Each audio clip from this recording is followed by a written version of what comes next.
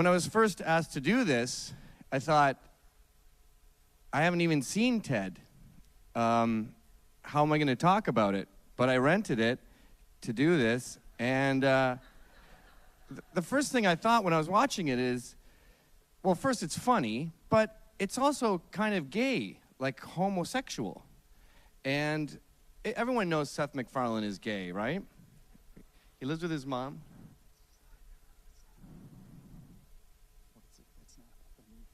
What's it about? It's a talk. This is a talk. It's all about Brooklyn and community and stuff. Oh.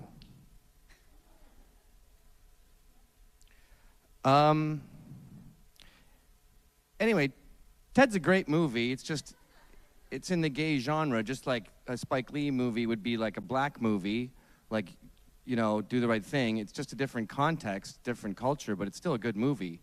And I guess at first I resented that it had an undertone, but then I realized, no, who cares what it, but that's not what we're here for. Apparently this is a thing about teamwork. I had a lot on TED. It's a teddy bear, there's a whole teddy bear fight scene. Teamwork, huh?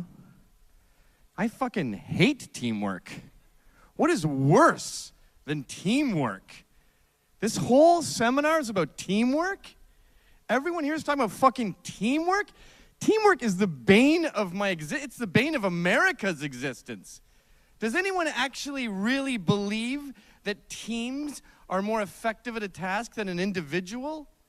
Jesus Christ, teamwork? Lord! Everything good in this country, everything American, the whole reason I emigrated here from Canada was to get away from collectivism and the team. Fuck the team. Why hasn't Japan and China invented anything? They're smarter than us. You know why? Because they're into collectivism. There's no swagger. You need to be a nut. What does Steve Jobs say? Crazy people are the only ones who can change the world, because you'd have to be crazy to think you can change the world. Oh, God. I don't know how many meetings I've been at, and we all have to sit around and give everyone their due. Well, what's your idea, Cindy? I don't know. I thought it'd be funny if maybe the guy came out and he was like a shoe.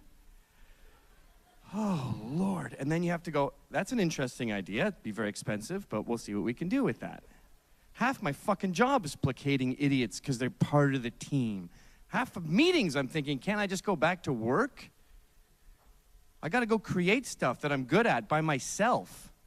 Look at science, look at biology, look at chemistry. Every major invention has been done by a maverick who hated teams. Look at James Watson, the guy who discovered the structure of the genome. He did it all by himself. And he couldn't explain it to people because it was so advanced, scientists didn't understand him. It was like he came from the future. It was like explaining laser beams to a caveman.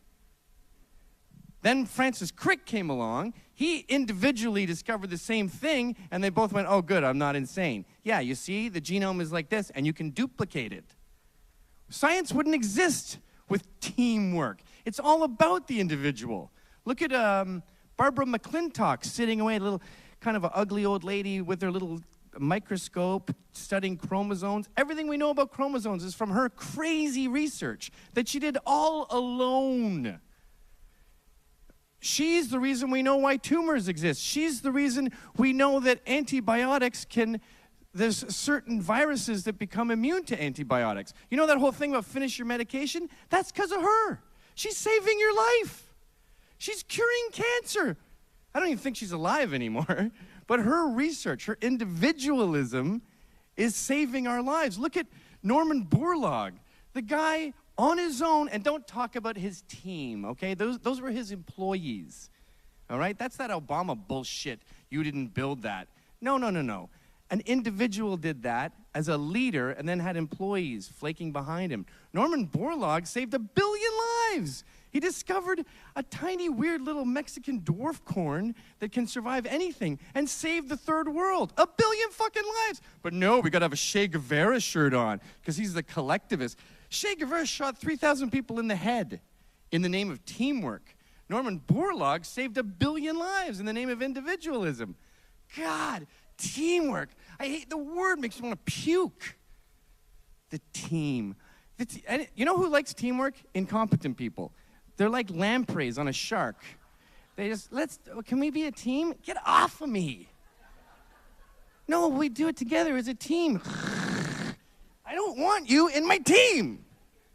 Unless we're playing football, get away from me. All of science. What's that other guy? Carey Mullis. He discovered the polymesarate, what's it called again? PCR? The polymesarate chain reaction or something? I'm not a smart guy, but if there's one place where you can talk about the power of individualism, it's science. And PCR changed the whole world of biology.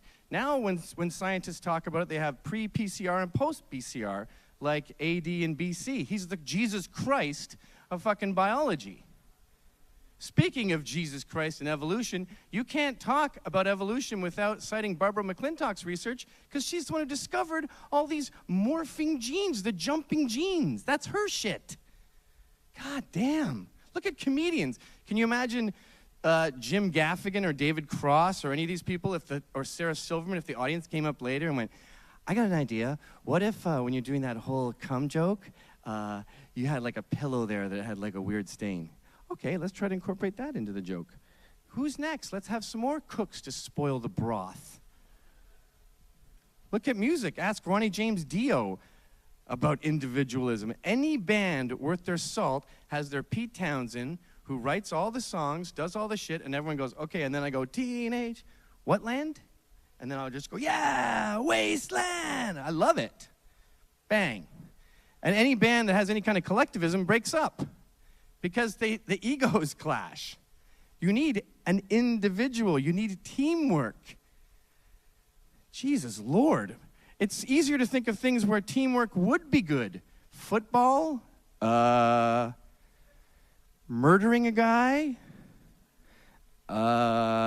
painting a large building, which would have been one individual's idea. Look at the Empire State Building and the Chrysler Building. They were built in less than a year and a half by individuals, one man. First, the Chrysler Building comes up.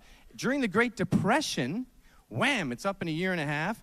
Then some other guy goes, shit, that fucker has the tallest building in the world. Cocksucker.